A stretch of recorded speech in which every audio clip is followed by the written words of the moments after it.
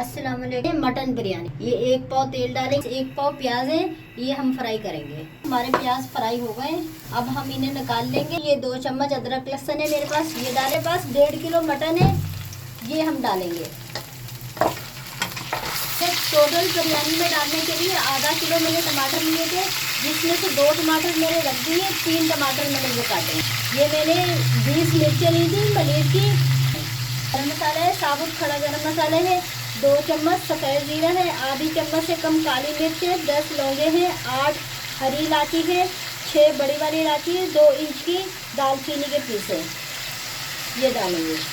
1 चम्मच कुटी हुई मिर्च, 1 चम्मच पीसी हुई मिर्च, 1 चम्मच हल्दी और 2 चम्मच नमक डालेंगे और 1 पाव दही। ये 1 किलो पानी है, ये डालेंगे। अब तमाम चीज़ों को मिक्स करेंगे अच्छी तरीके से।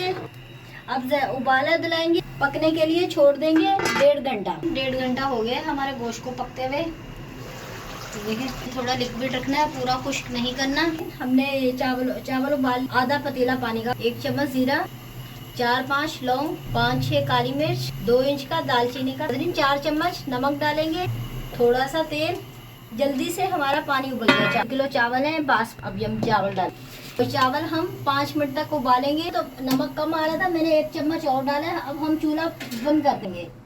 अब हम चावलों को छान लेंगे छन्ने में। 2 टमाटर इस तरह मैंने ये काट लिए, स्लाइस कर लिए। और जो मैंने सामने आपके प्याज फ्राई करे थे वो प्याज है।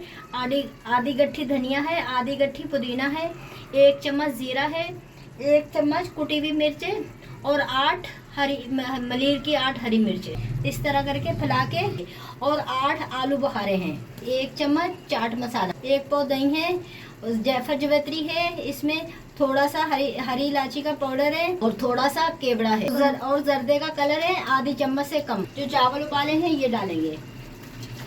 ये वाइट वाली 1 प्याली मैंने तेल लिया, ये ऊपर से इस तरह करके घुमा के पूरे में 2 मिनट। नाजरीन 2 मिनट हो गए। अब हम चूल्हा आँच हल्की कर देंगे। 20 मिनट के लिए हम दम पर रख देंगे। देखिए नाज़रीन, हमारी बिरयानी तैयार हो गई है।